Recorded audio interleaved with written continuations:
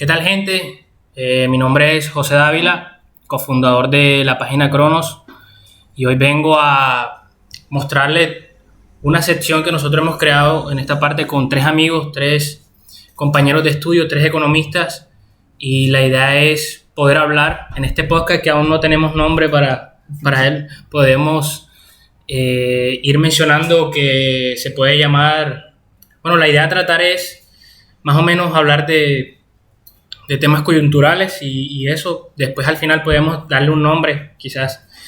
Primero presentarlos.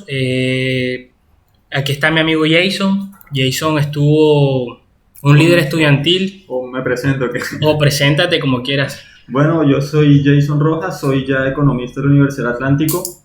Actualmente opero como freelance de analista de datos y curso primer semestre de búsqueda laboral colombiana. No, yo soy William Aguirre, yo ya voy por segundo semestre de búsqueda laboral colombiana y en ese momento estoy cursando especialización en estadística aplicada. También soy economista graduado de la Universidad Atlántico y bueno, y contento de poder compartir con ustedes acá. Dale, gracias. Ellos han sido muy modestos al momento de presentarse, pero William ha sido un líder estudiantil de la Universidad del Atlántico, un académico, es un ejemplo para muchos estudiantes, incluso para mí, el respeto que te tengo. Estuvo participando en el Congreso de Cali con Olimpiadas, creo, o ensayos, y te fue bien. Después fuiste al Congreso de Bogotá en ponencias, creo, y te ganaste una... Quedé en el segundo puesto del concurso. Sí. Jesús Antonio Medrano. Sí, y es una persona que su vida académica en la universidad es totalmente respetable, y bueno, agradecerte que estés aquí, que has aceptado mi invitación. Igualmente, Jason también fue modesto al momento de presentarse, pero también estuvo acompañándome estuvimos juntos en todo el proceso de debate, representando a la universidad tanto regionalmente como nacional, en ese caso en la región Caribe. También estuvo en Olimpiadas, en Bogotá, representando a la Universidad del Atlántico. Entonces la idea es que somos tres economistas que hemos trabajado en aras de demostrar toda esta parte académica y de poder seguir inspirando a más estudiantes a que este es un camino loable y que puedan inspirarse por todo esto. La idea básica de esto es poder ir hablando temas coyunturales que están sucediendo en el país y que es necesario de que jóvenes como nosotros empezamos a tomar un liderazgo y que empezamos a ver y de pronto a criticar las cosas que estén mal o las que estén bien también, y de pronto dar sugerencias de cuáles son los posibles cambios o cuáles son las posibles ideas que se puedan, de nuestro enfoque, pues las cosas que podamos ver para que cambien, digamos. Y en este caso, no sé, me gustaría empezar ¿qué piensan de todo este proceso que lleva de vacunación? Llegaron las vacunas a Colombia y hicieron toda un show mediático los políticos por toda esa llegada. Ok, bueno, yo pienso que con respecto a la llegada de las vacunas, vimos que el gobierno maneja como un tipo de metodología keynesiana mediática. Es decir, hay como un efecto multiplicador de lo que ocurre con respecto a cómo se reproducen los medios. Pero hay que tener en cuenta que si bien es como algo criticable, obviamente por las palabras textuales de el cumplimiento al país, cuando el cumplimiento pues se referiría más bien a una acción en la que ya estemos más cerca de la meta que apenas del comienzo. Pero aún así hay que tener en cuenta mucho lo que es esto de la percepción de los consumidores. Es decir, Colombia tuvo una de las cuarentenas más traumáticas de todo el mundo. O sea, realmente fuimos muy duros en el sentido de las políticas que manejábamos. ¿Y cómo se reactiva entonces una economía con respecto a eso? ¿Cómo volverle la confianza a la gente? Y eso también juega como un poco la parte cultural colombiana. Colombia es muy de caravanas, de que sus héroes van en camiones de bomberos. Entonces es como una forma muy coloquial de darle a entender y dar un mensaje al país de que las cosas están mejorando. Obviamente, pues ya como los tiempos han cambiado y con la globalización, pues uno ve diferentes perspectivas de otros países, pues uno como que se pone a pensar si realmente es para tanto. Pero pareciera que también hay como que analizar un poco este efecto de cómo devolverle la confianza a las personas. ¿cómo decirles de cierta manera? El 2021 ya debe cambiar y está yendo un poco mejor.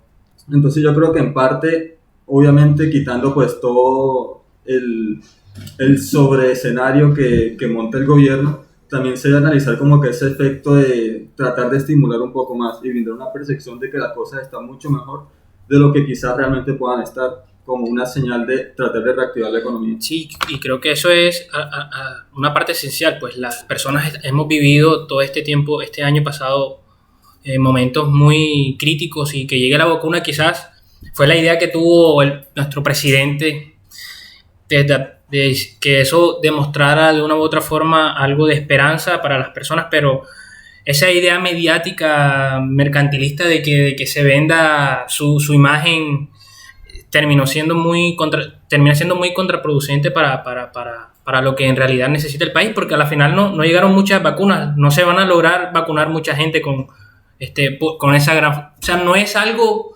que se pueda uno vanagloriar, bueno, ya llegaron tal vacuna, vamos a hacer, porque estamos tarde, somos uno de los países latinoamericanos que está empezando a vacunarse tarde, y la verdad no es un tema como para hacer tanto show mediático. No sé qué piensas, Irre. Yo creo que el gobierno Duque no tenía agenda política en el momento en que llegó no tenía una agenda clara. Y ese tema de la pandemia le cayó como anillo al dedo porque le puso una agenda, es decir, le puso tareas que hacer. Okay. Y a partir de ahí entonces ya montó su programa de televisión, que era inicialmente era como una especie de locución de emergencia por toda la situación que había, y terminó convertido pues en un magazine más de la televisión colombiana. A partir de eso, digamos que el gobierno ha utilizado todo lo que gira en torno a la pandemia para construir una imagen, ¿sí? Y para mostrar una agenda de gobierno ante un gobierno que efectivamente no tenía acciones claras para desarrollar en esos 4 años. Entonces era esperarse que el tema de la vacunación fuese parte, digamos, de todo ese andamiaje político que está desarrollando a un año de iniciar el tema de la campaña electoral a Senado, Cámara y después sí. la presidencia, que después me imagino que vamos a conversar de eso. Y creo que por ahí es que la está cogiendo Duque.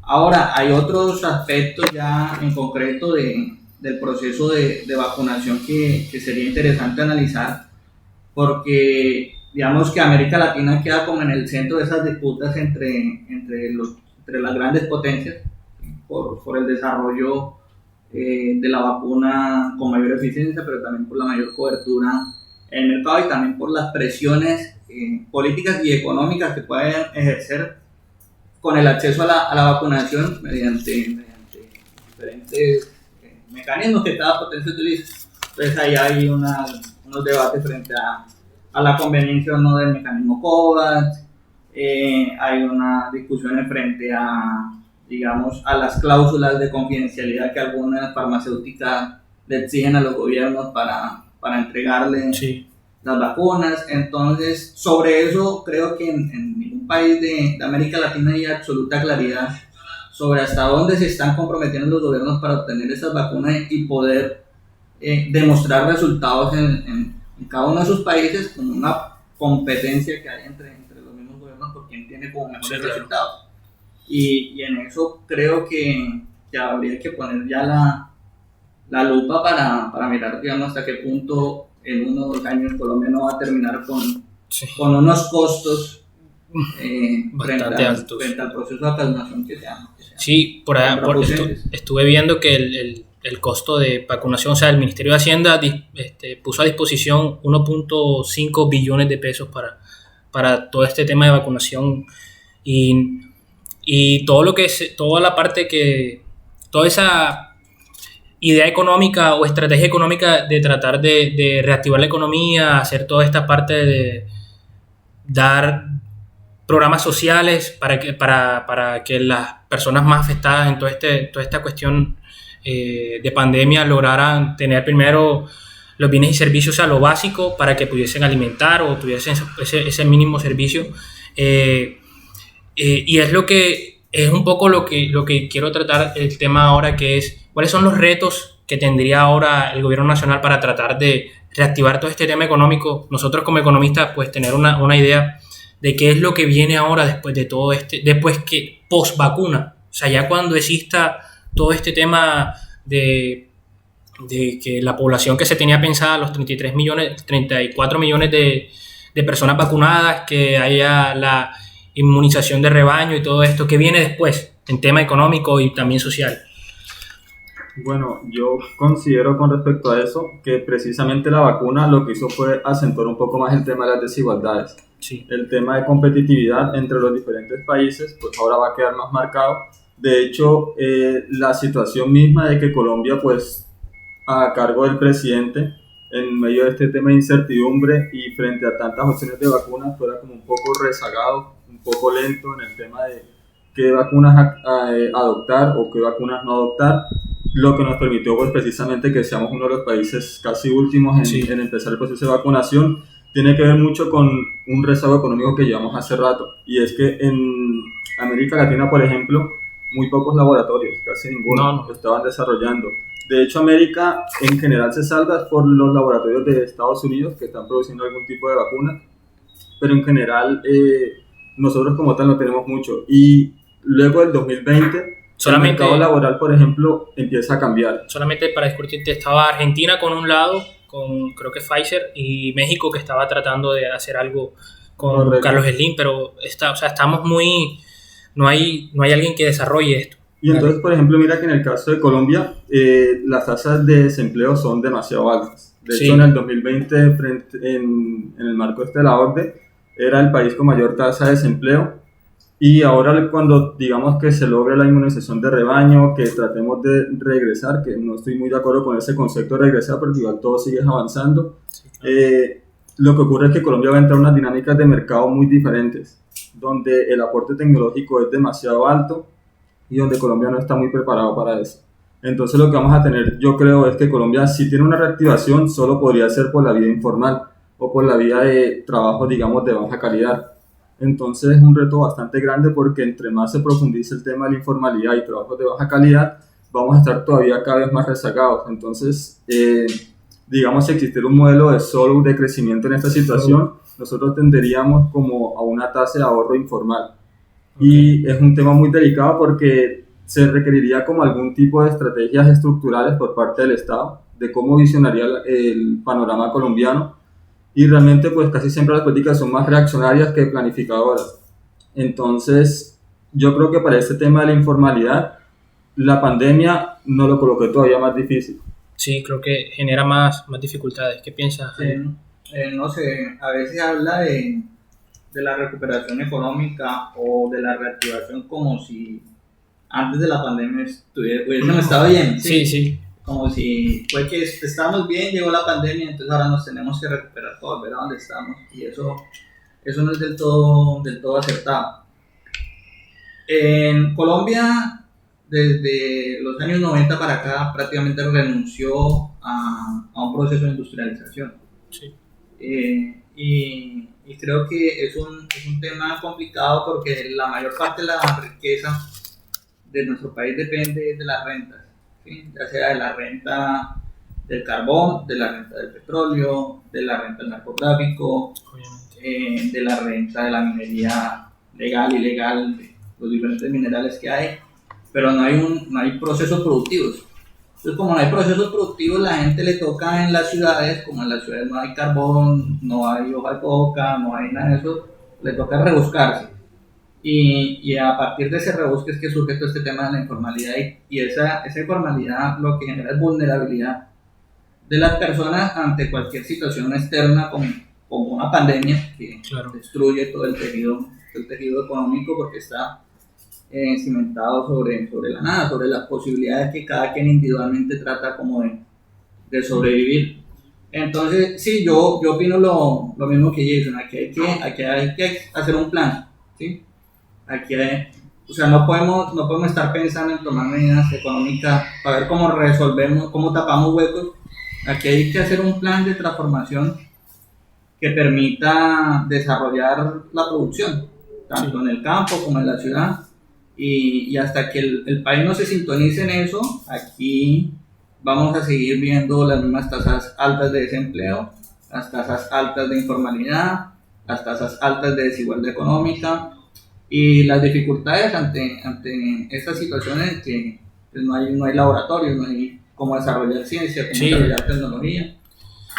Este tema de la economía naranja se resume a mezclar juguito de naranja con agua y en realidad no hay una base, digamos, una infraestructura para desarrollar innovación de verdad en el país. Entonces, la innovación no se puede resumir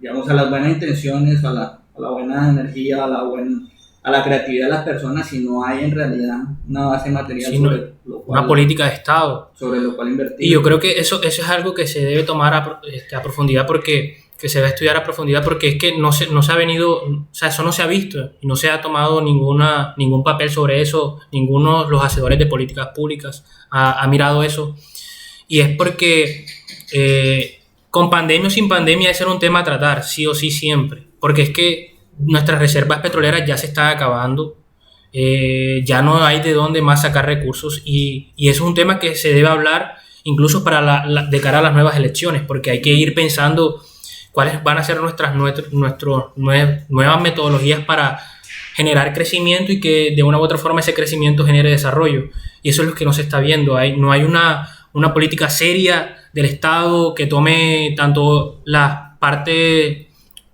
reforma agraria como una reforma industrial. O sea, no se ha visto esto, no hay una mano industrial transformadora que trate sacar adelante de una u otra forma este país. Y creo que nos hemos centrado en esa idea de que el petróleo nos va a resolver el problema y que estamos supeditados si sube el precio o si baja el precio o el precio del dólar. Y creo que no hay una política que se logre evidenciar de que se está haciendo o que se está trabajando para eso. Yo hace poco estuve pensando, le estuve comentando con un amigo que cómo se genera este crecimiento y desarrollo, y le mencionaba, por ejemplo, estos países que crearon la vacuna, que están en todo este proceso de vacuna, nuestros recursos, o sea, el 1.5 billones de pesos que le pertenece a Colombia, que por lo general son prestados del fondo por el Banco Mundial o el FMI, sí, etcétera. Entonces, esa plata que llega va a estos grandes países que lograron desarrollar y que invirtieron en el desarrollo de estas vacunas, y ellos son los que van a terminar teniendo un crecimiento o una mejora en ese Producto Interno Bruto, quizás en estos próximos trimestres o los adelantos económicos que vayan a verse en un tiempo dado, porque evidentemente esos recursos van a ir mudándose para estos países que lograron tener ese desarrollo. Entonces sí creo que hay un reto inmenso para las próximas elecciones, para el próximo presidente que logre ganar las elecciones, y quería un poco preguntarles un poco a eso, cómo ven todo este escenario político post pandemia, esperemos, y cómo ven todo este andamiaje político todas esas coaliciones y demás. Bueno, es la verdad bastante interesante porque como vemos la perspectiva, lo que viene es algo muy trascendental, pero la verdad tampoco no es como algo para hacerse muchas ilusiones, porque por ejemplo recordemos que las elecciones pasadas definíamos al presidente que iba a manejar el acuerdo de paz, sí, y no se tomó la mejor decisión, y ahora vamos a decir el presidente que va a manejar la reactivación económica. Entonces digamos que Colombia es muy buena como para dejar pasar los buenos momentos para tomar decisiones. Entonces ahora lo que va a comenzar, y pues lo que ya se está viendo, es como una especie de clúster de partidos, sí, para luchar contra eso, y es que de alguna manera, poniéndolo en términos sencillos, como el gobierno, los partidos de gobierno con la oposición, digamos que lo que se intenta es tratar de combatir contra ese partido de gobierno de una manera agregada. En estos momentos creo que se presentan dos alternativas, que es la de los partidos de centro y la de los partidos un poco más digamos que en el espectro izquierdo. Entonces es como muy interesante cómo se va a desarrollar eso. Mucha gente, digamos, no está de acuerdo con eso, porque consideran que la única forma de derrotar o de ganar las elecciones a un partido de gobierno sería con una unificación total. lo cual si bien puede que sea cierto en el contexto colombiano, no son síntomas buenos de democracia, en el sentido de que empecemos a, digamos, a dualizar los problemas de los que están a favor y los que están en contra. Pero entonces es ahí donde empieza el gran reto, porque digamos que las personas tienen que empezar a escoger qué tipo de país van a querer y qué tipo de políticas van a requerir el país. Normalmente en las elecciones pasadas se vio mucho el temor del colombiano promedio, por decirlo de alguna manera, a políticas muy, digamos que radicales en el sentido de atacar problemas de raíz. Entonces, digamos que se veía como un rechazo más a ese tipo de políticas y de alguna manera como que el colombiano sabe que el país no está muy bien, pero quiere mejorarlo de manera paulatina, que no sea tan traumática.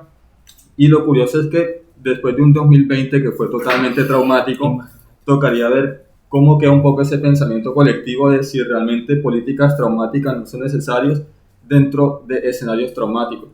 Entonces, la verdad, no sé, Aguirre, de pronto cómo ves el tema, digamos, en el partido, si crees que más bien debería haber como una coalición entre todos, o si es sano que sea de esa manera. Pues yo creo que se sobrevalora a veces el escenario, ¿sí?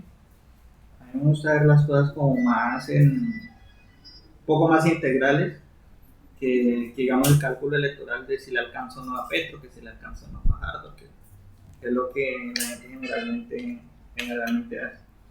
Y creo yo que Colombia sí viene teniendo unas transformaciones en lo que decía Jason, un poco de ese temor a hacer como una ruptura, ¿sí? con los gobiernos que han venido desde hace 200 años manejando al país.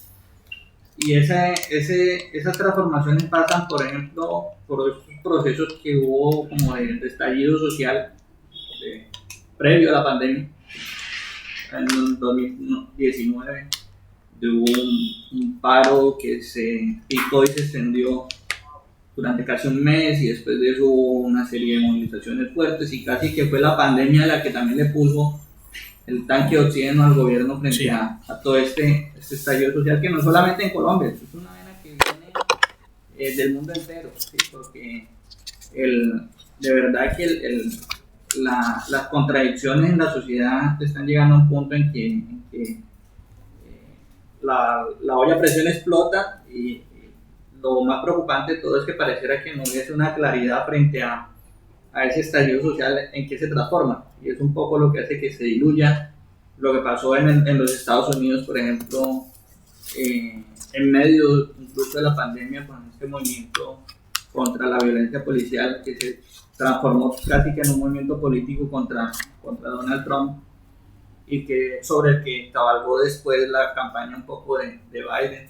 Aquí también ocurre un tema similar, en términos de que si hay un rechazo al gobierno nacional, si hay como un clamor de transformación, pero no hay como esa fuerza orgánica, esa fuerza política que lo canalice y diga, bueno, por acá es el camino. Incluso dentro de lo que hoy es el pacto pacto histórico que llamó Petro, hay miles de matices, incluso de sectores que son reacios al mismo Petro, pero que de alguna forma dicen, bueno, este man que tiene las posibilidades electoralmente de hacerlo, entonces vámonos por acá. Pero hay también como un arcoíris que uno no le permite dilucidar bien, incluso si llega a llegar Petro, más allá de su nombre, que es qué política va a desarrollar. Sí, creo que hay mucho que... Entonces ahí están desde sectores de construcción comunistas hasta Benedetti, que hace 8 años era uribista. Entonces es complicado, digamos, en el punto en que estamos hoy, saber el resultado, digamos, de quien sea quien quede electo, qué política en realidad va a desarrollar. Y ya por el lado de la coalición esta del centro-centro, ¿sí? Que es un poco lo que era la coalición Colombia, y unido con algunos sectores que vienen del gobierno de Santos, ¿sí? Me estás hablando de donde está Fernando Cristo. Exacto, donde Okay. está Cristo, donde está Humberto de la Calle. Fajardo y todo. Robledo, que decía que no soltaba con nada que le volviera a Santos y ahora han dado con todos los ministros de Santos. Ese es un tema que hay que hablar de Robledo, creo que ahora que... Eso después lo tocamos. Dale. Creo que es un intento como por no quedar aislados, ¿sí? En un país que cada día se polariza más y que en definitiva empieza como a echarle tierra a un montón de sectores que en algún momento la gente confió en ellos y los han venido como decepcionando. ¿Pero crees que tienen alguna posibilidad electoral? No, yo no creo que tengan mayor posibilidad electoral, sino que ante esa cantidad de imposibilidades electorales que tienen esos sectores, se han venido juntando para no quedar por fuera del mapa político. Es decir, hoy es muy poca la gente que pudiera creer en una candidatura de Humberto de la Calle por separado. Sí. Hoy es muy poca la gente que pudiera creer en una candidatura de Sergio Fajardo por separado. Sí, entonces lo que están buscando es, para no quedar anulados, juntarse y de alguna forma constituir una fuerza que en votos es importante porque ellos tienen su estructura, tienen su gente, pero que yo no la veo en realidad como una verdadera opción. Más preocupante sería que esa configuración lo que le diera es la oportunidad a la extrema derecha de otra vez de mantenerse pese a todos los 4 años de desastre de Duque y pese a toda la mala imagen que tiene el gobierno, pues que en términos de suma y resta eso le permite a la derecha continuar. De hecho, yo creería que la contienda electoral se iría mucho para este lado, es decir, precisamente como decías, frente a la carencia de como una fuerza orgánica de transformación real, lo que queda únicamente son escenarios de incertidumbre y propuestas de especulación y nada más. Y yo creo que la extrema derecha creo que va a aprovechar un elemento muy importante que quizás a veces se pasa por alto, y es que la Colombia tiene perspectiva de que es un desastre económico. Entonces, digamos, en las elecciones pasadas se hablaba mucho de convertirse en Venezuela, sí. Y digamos que se veía mucho que tenía acogida era por la perspectiva que se tenía con el país vecino en ese momento. Pero ahora, digamos que el colombiano sabe lo que es, qué ocurre cuando la economía no funciona. Entonces, ahora cualquier discurso de tal candidato puede llegar a dañar la economía, ya trae un recuerdo palpable de que es vivir en una economía destrozada, una economía en la que realmente no hay nada, hay alto desempleo, hay muchas cosas, y a pesar de que es como un escenario muy familiar para la economía colombiana, o sea, no es que es como tú decías, no es que antes de la pandemia no se manejaran esos niveles, no se manejaran esos problemas, digamos que ahora tenemos una perspectiva con niveles diferentes. Y entonces, yo creo que el tema de propuestas políticas de fondo muy poco se va a trabajar y va a ser una fuerza más de ver quién tiene mayor acogida y quién va a revelar los problemas carentes del otro movimiento. Y eso es lo que va a tratar de hacer, agrupar más gente para poder avanzar a un cambio de gobierno. Yo creo que sin lugar a duda, en las próximas elecciones hay altas posibilidades de que haya un cambio de gobierno, pero ahí siento total certeza de que va a haber un destrozo total de la democracia. Yo siento que vamos a entender a ver la democracia de una forma totalmente diferente a como a veces idealmente se quiere entender. Yo creo que va a empezar a sentirse más bien como un juego de clúster, de quién tiene más acogida, manipulación, de que la única forma en que se pueda llegar al poder es a través de ese tipo de alianzas, como tú decías, ya las ideas, digamos que particulares, como en el caso mencionabas de Humberto de la Calle, estos actores políticos van quedando rezagados, y en parte por ellos obviamente, pero también en parte por el escenario, es decir, el método de ellos particular no corresponde al escenario en este momento de lo que es la democracia colombiana. Y la democracia parece que tiende un poco a eso, a un conflicto continuo entre dos grandes masas. Y se van a terminar reuniendo como dos grandes poderes a ver quiénes se pelean los puestos de poder en este caso.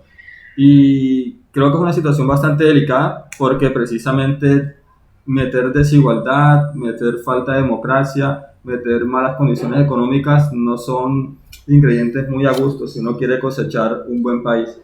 Entonces creo que ese es también uno de los mayores retos, y es que Colombia debe superar la pandemia de una manera tal que no trate de dañar la democracia, si es que aún se puede llamarle democracia a lo que realmente durante 200 años se ha tenido. Sí, y es un poco eso, esas deficiencias que tenemos como como Ahí entra un democracia. poco la parte institucional. Sí. ¿Cuál sería el reto de las instituciones de pronto en una post-pandemia? Sobre todo para arreglar eso. Y lo otro es la capacidad que tenga un gobierno, independientemente del que sea, de verdad hacer transformaciones. Y es muy difícil eso. Por ejemplo, con una deuda externa que está pasando el 50% del PIB actualmente. Con todos los acuerdos que quién sabe qué se está firmando en este momento para las vacunas. Por ejemplo, ahí veremos, ahora que mencionaba Venezuela, aquí a Venezuela le tiene un apartado entre 1.3, 2.3 billones de vacunas mediante el mecanismo COVAX, Sí. que son de AstraZeneca. Pero AstraZeneca le dice a Venezuela que tiene que pagarle un adelanto porque Venezuela es un país que tiene con qué. Entonces que le tiene que pagar un adelanto y que se baje del bus primero para darle las vacunas. Claro. Y Venezuela le dice, bueno, yo te pago, pero con las cuentas que me tienen embargado en Londres, donde es la sede de AstraZeneca, y que las tienen embargadas supuestamente porque eso, hay un litigio sobre si las maneja Maduro o las maneja Guaidó. Entonces, o sea, todo ese tipo de presiones internacionales también hay que tenerlas claras, porque cuando amenaza es que nos vamos a volver como Venezuela, es que aquí hay gente que tiene la posibilidad de volvernos como Venezuela si llega un gobierno que no le gusta. Es decir, hay gente que tiene la posibilidad de bloquearte el país de forma que no vas a recibir recursos externos, que te van a cortar los contratos de las exportaciones, que te van a dejar en un aislamiento que eso ablanda a cualquier gobierno. Entonces, una cosa es la retórica que pueda tener un candidato en campaña, otra cosa es llegar allá y de verdad tener un capacidad de hacer transformaciones. Con eso dicho, ¿crees que le ves posibilidad al Centro Democrático o a Álvaro Uribe de colocar otra vez presidente? O sea, ¿hay alguna posibilidad? Yo creo que los empresarios por lo menos están muy cohesionados. Ellos han venido trabajando desde la segunda vuelta de Duque en torno al comité, al consejo gremial, donde están casi todos los grupos empresariales. Y el consejo gremial fue el que dijo, bueno, sí, nos vamos todos con Duque, y después prácticamente el consejo gremial es quien le ha dicho a Duque cómo gestionar la pandemia, qué medidas tomar, qué medidas no tomar, cuándo abrir, cuándo cerrar. Y yo creo que ellos en este momento tienen la suficiente cohesión como para definir un candidato único de ellos, y si ven la cosa muy peluda, de poderlo mantener. Incluso si no tienen los votos con mecanismos que ya nosotros sabemos, la registraduría y otras cosas. Yo en lo personal considero, yo creo que el panorama político a Uribe se le está acabando. Ya no, la fuerza política que tuvo se la gastó Duque. Uh-huh. Y además porque uno puede evaluar y decirte que la gestión que ha hecho Iván Duque es pésima. O sea, es un gobierno mediático de cámaras, de fotos, de show, pero no ha habido unas soluciones palpables de todo lo que ha hecho en este gobierno, todo lo que lleva el gobierno hasta ahora. Y dicho esto, creo que las posibilidades se le están acabando. Creo que digamos, todo lo que puede hacer es todo en referente a la vacuna, tomarse fotos y mirar de que ha hecho alguna buena gestión y que puede mirar esperanza, que mira que el Centro Democrático ha hecho algo, pero creo que ya el futuro del Centro Democrático y toda esta estela uribista creo que se está... De Uribe como individuo, sí, yo creo que ya está en su caso. Sí, ya creo que... Y creo que todas estas fuerzas políticas regionales ya están dándose cuenta de esto. Ya antes iban a visitarlo a él en su finca y ahora están tratando de tener reuniones a ellos, y hace poco se reunieron en Cartagena. Uh-huh. Todos estos líderes regionales. Tengo aquí al Char, que es el, digamos, que quiere ser esa figura costeña a salir a la presidencia como sea, y creo que así sea que tengan que comprar la presidencia, creo que van por eso. Y creo que por eso es que están personas como Char, Dilia Francisca Toro, Federico Gutiérrez, Rodrigo Lara, también se quiere unir David Barguil, y creo que esa coalición no sé si que llegue a tener algún tipo de poder presidencial, pero sí va a manejar una gran masa política, porque primero tienen la maquinaria, que es lo importante. Por lo menos van a negociar. Van a negociar lo que sea. Bien. Sí, yo lo que creo es que de ese grupo no hay ningún presidencial, o sea, no veo a alguien que tenga la capacidad de transformar con alguna medida política algo.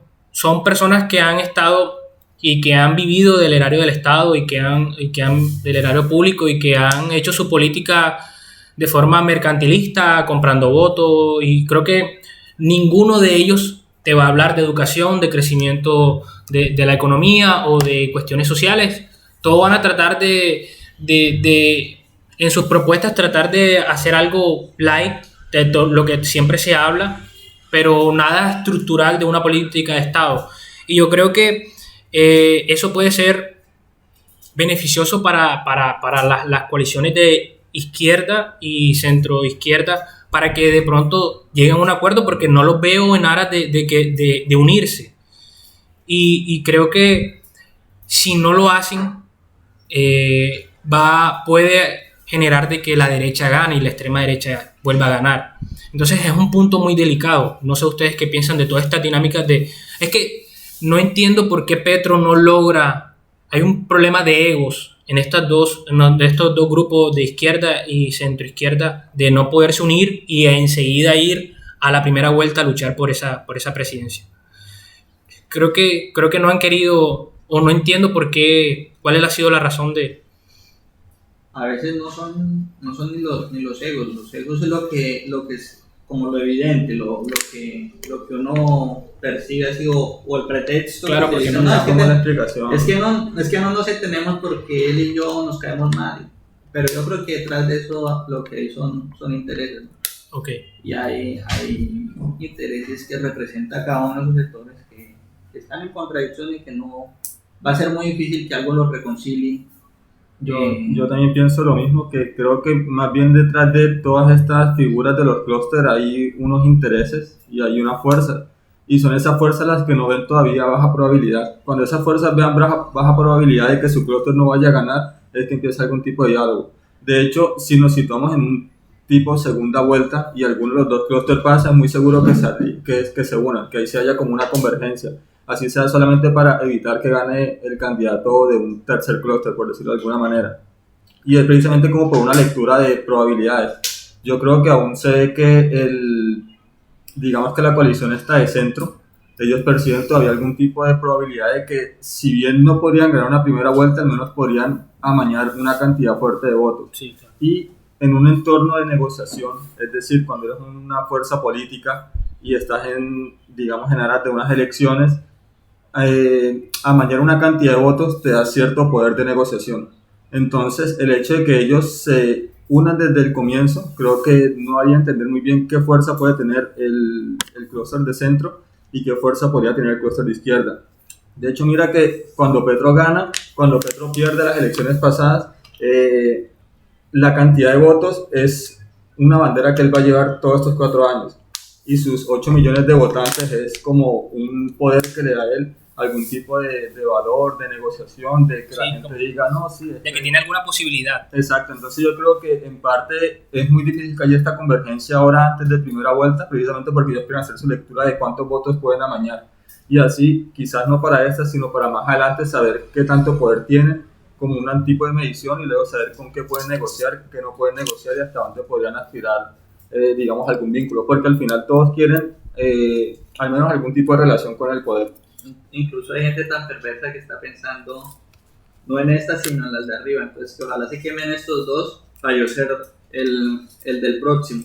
Sí. No voy a decir que alcaldesa y que ciudad capital piensa así, pero hay gente que piensa así. Claro. O sea, si aquí sube algún alternativo, pues entonces ese alternativo en las próximas elecciones va a poner al que viene. Claro. Entonces no voy a ser yo, entonces me conviene que no sea ninguno para después yo ser en 8 años, y eso es lo que en última ha dificultado los procesos o por lo menos que haya un gobierno, así sea liberal, de centro, una cosa distinta en este país, que lo hemos visto en casi en toda América Latina. Yo no sé por qué aquí Aquí no hemos podido dar chicle con... Creo que ese es un punto muy importante porque todos estos líderes de izquierda que hemos tenido y que han sido líderes progresistas desde los años 90 han sido asesinados, no hay, y ha sido como una política de Estado tratar de que no logre ganar o que no tenga ningún espacio político toda este movimiento de izquierda o progresista, y uno termina viendo eso como algo muy doloroso para el país. Uno no logra, uno como joven, en este caso nosotros que no hemos visto en serio un cambio, y yo creo que estas elecciones tienen algo especial, de que muchos jóvenes van a lograr votar incluso más que la vez pasada, y los jóvenes de una u otra forma tienen la concepción de que todo este movimiento de derecha y todas estas políticas de Estado que han visto, donde hay una desfinanciación de la educación, donde no se ha tratado de solucionar todos estos problemas de desigualdad, todos estos problemas de pobreza, y que no se hace nada por tratar de cambiar eso, creo que van a tener la posibilidad de decidir en cara a estas nuevas elecciones, y creo que ese nuevo candidato va a tratar de hacerle el guiño a los jóvenes para que lo acompañen en esa construcción de país. Y creo que en ese sentido lo que va a tratar es crear políticas muy progresistas. Creo que un poco lo que decían ustedes, van a tratar de que en aras de hacerle ese guiño a estas personas, poder llegar a estos puestos, o a este puesto importante que es la presidencia. Entonces, en ese sentido, yo quisiera preguntarles el reto de esta coalición de centro y de izquierda. ¿Consideran de que se debe hacer consulta para enseguida ir a la primera vuelta todos unidos? Pues Porque en una democracia parecería que sí, que sería como que lo ideal, pero yo creo que ese tipo de colisiones son más conversadas entre los mismos actores. okay. Entonces, quizás ellos van a tratar de hacerlo, pero de alguna manera puede dar un mal mensaje. Es decir, poniendo un caso, yo pertenezco a un clúster y no estoy muy seguro de cuál va a ser mi fuerza votante. Hacer una consulta demostraría que no puedo reunir realmente tanta fuerza. Y las consultas obviamente no reúnen tantos votantes como unas votaciones de elección, si lo podrían hacer. Entonces, quizás más bien ellos tratarían de negociar. No creo, la verdad, o al menos es que no lo veo realmente como que algo muy efectivo, pero quizás lo hagan también como una manera de venderse como algo más inclusivo, de que no son algo tan de una secta que se reúne y sale un solo candidato y una sola vicecandidata. Lo intentarán hacer, pero quizás eso pueda ser algo contraproducente para ellos, porque dependiendo qué tantos votantes asistan a esa consulta, pues ya se va midiendo un poco qué tanto poder tienen ellos de convocatoria a unas elecciones. Entonces no sé si realmente ellos quieran quemar esos cartuchos. En uno de esos clústeres está Fajardo, que es un experto en quemarse antes de tiempo. Entonces no sé si de pronto esa estrategia, digamos, estaría planteada por allá. En el caso del pacto histórico, yo creo que está muy definido, o sea, en el sentido de que lo encabece Petro. Quizás vayan a haber como algún tipo de negociaciones de quién pueda darle un respaldo. No sé si van a meter algún tipo de cuota femenina o si lo estarían conversando o qué. Pero digamos que ahí no veo tanto la necesidad de hacer una consulta. De alguna manera siento que es precisamente ese candidato el que trata de que se orbite un poco la coalición con respecto a eso. Y también muchos de los votantes que apoyan este tipo de coalición lo hacen es precisamente porque él está ahí. Más que porque sean alternativos, lo hacen es como siguiendo una figura de alguien que ha estado luchando contra el establecimiento. Entonces, en este contexto de luchar por un cambio, pues lo identifican a él como una persona que va a traer un cambio. Como decía Aguirre, es muy cierto, y es que más allá de la percepción de que pueda traer un cambio, sería bueno mirar qué tipo de cambio y cuáles son las viabilidades de ese cambio. Eso va relacionado un poco con lo que se comentaba ahorita de lo que ocurre con Colombia en relación con América Latina, que siempre hay como que unos vientos de cambio, que se gira a la derecha, que se gira a la izquierda, pero Colombia va en su mismo camino, en su mismo viaje. Entonces, pareciera que tenemos como una deficiencia con las relaciones externas en ese sentido. O sea, es muy raro que veamos candidatos alternativos hablando con sectores externos, no es algo muy común. Y creo que es algo que también creo que es algo que da la perspectiva de si realmente el país está preparado para esos cambios. Sería muy bueno, la verdad, que Colombia se sincronizara un poco con los movimientos que hubiera en América Latina, y eso puede permitir un poco más de integración en la región. Yo siento que Colombia es un pésimo vecino y Sí. por lo general siempre se pelea con todos los vecinos, entonces Históricamente. sin importar qué ocurre en otros países, qué tipos de cambios, que son lecturas que a la final pues nos sirven a nuestro territorio porque es el vecindario en el que estamos, Colombia trata de cerrarse mucho en términos de elecciones. Es como la familia de la cuadra que no convive con nadie, solo pelea con todos los vecinos y cuando van a decidir qué hacer solo se encierran y ya. Y celebran su feliz año ellos solitos, allá encerrados. Entonces yo creo que Colombia tiene un gran problema con eso y eso creo que en esta perspectiva post pandemia es algo que se debe trabajar muy bien. Si nos hemos dado cuenta, los gobiernos que han tenido el poder en Colombia han manejado la política externa es más como una premiación a personajes internos que les han ayudado y es más bien como un tema de devolver favores. Entonces casi todos los consulados que tenemos son prácticamente eso, un favor que se le está haciendo a alguien o se le está devolviendo un favor que nos hizo en algún momento, y un país que base su política externa en algo así, no, muy difícil se va a integrar a una dinámica global, y yo creo que eso es lo que la pospandemia está reclamando en este momento, un poco más de integración entre países, al menos en la misma región. Sí, claro. Eso que dices es bueno porque cuando estuve leyendo el tema de las vacunas del COVID, un investigador creo que era de la Organización Mundial, de la OMS, perdón, decía de que somos un continente homogéneo, hablamos todos, la gran mayoría, o parte de Latinoamérica, hablamos todos el mismo idioma, pero no nos agrupamos, no estamos trabajando en común acuerdo con eso. La Unión Europea logró amasar 500 millones de dosis de vacuna y nosotros no hemos integrado nunca como región. Vamos a nosotros como bloque tratar de pelear por de que lleguen esto o buscar la integración tanto económica, generar mercados entre nosotros mismos, sino que existe todos trabajan aparte. No he visto, quizás alguien que quiso lograr eso fue Hugo Chávez, tratar de unirnos, pero de ahí no he visto un líder dentro de los líderes que logre generar ese cambio y esa unificación de todos para trabajar en bloque. Y ese trabajar en bloque también puede ser generar desarrollo y crecimiento y desarrollo de nosotros como región. Y lo que vemos es más que se están creciendo más las disparidades entre países.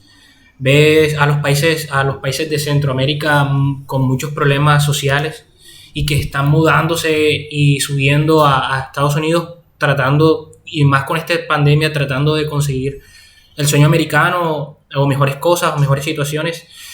Y lo mismo lo ves aquí, nuestros vecinos venezolanos han tenido que mudarse para toda la región en aras de poder solucionar sus propios problemas como pueblo.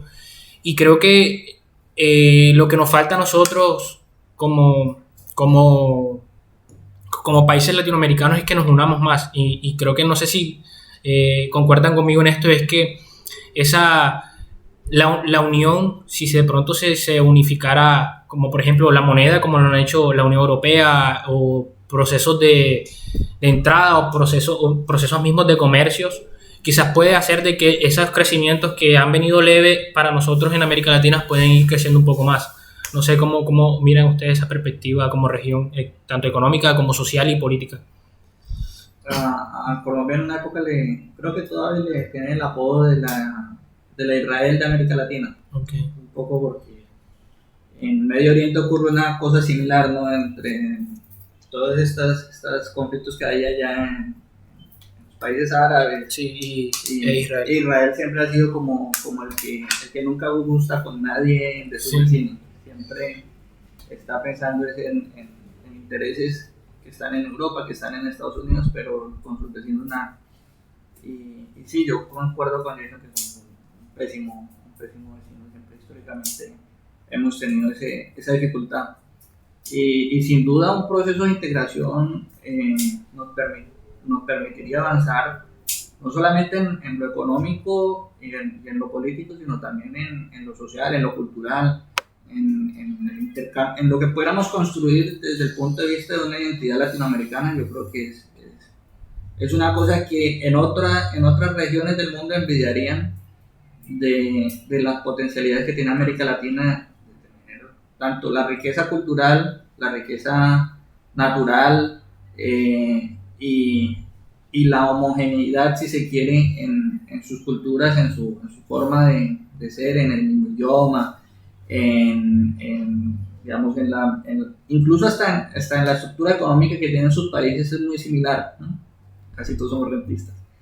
Entonces, es lastimoso que compartiendo tantas cosas no se hubiese podido avanzar y no se ha avanzado en poder desarrollar un proceso de integración que nos permitiera tener una mejor posición ante los europeos, ante los asiáticos, ante Norteamérica, y con eso poder conseguir cosas más trascendentales de las que hasta ahora tenemos. Y volviendo un poco, pues eso se refleja en las decisiones que tomamos internamente. Aquí a la gente le parece que eso le resta votos, que lo relacionen con cualquier vaina que suene fuera de Colombia, que si lo relacionan con Venezuela es peor, pero así como es con Venezuela es con cualquier, digamos, movimiento político, social, que quede fuera de eso. Es una vaina que le sonroja a cualquier alternativo que lo relacionen con cualquier gobierno, con cualquier país o con cualquier movimiento político social del mundo entero, cosa que en otras partes no se ve. De hecho, hay gente que lo reconoce abiertamente y dice, no, yo represento este modelo, es mi modelo, yo lo represento en este país, y esa es mi propuesta, y incluso eso le da seriedad al proceso democrático, porque la gente no está pensando que le están echando mentiras, sino que de verdad se están presentando con una propuesta seria, que es lo que quieren desarrollar. Aquí en Colombia ese avance no lo hemos podido tener. Incluso lo más cercano a tener una relación de ese tipo es lo que hizo ahorita el Centro Democrático con meterse en la campaña de Donald Trump, y fue desastroso, tanto para el Centro Democrático como para las mismas relaciones del país con los Estados Unidos. Entonces eso hace parte de las complejidades de la política local, ¿no? De la forma como nos desarrollamos. Bueno, producción, ¿cuánto tiempo llevamos? Dime. 57. Bueno, yo creo que es tiempo de culminar. Fue una conversación bastante amena. Les agradezco por estar aquí. Igualmente por vernos en su podcast. Hay que nombrarlo antes de terminar. No sé qué. No, pues yo soy malo para bautizar. ¿Cómo? ¿Por qué no lo ponemos a que la gente nos comente a ver qué nombre? Sí, un nombre que nos quieran en el podcast. Bueno, dale. Ahí vamos viendo. Nos dejan en los comentarios a ver qué piensan. Igual propondría que, bueno, dejemos que la gente decida a ver cómo le gusta el que se llama. Entonces, nada, gracias por vernos. Nos vemos en otra.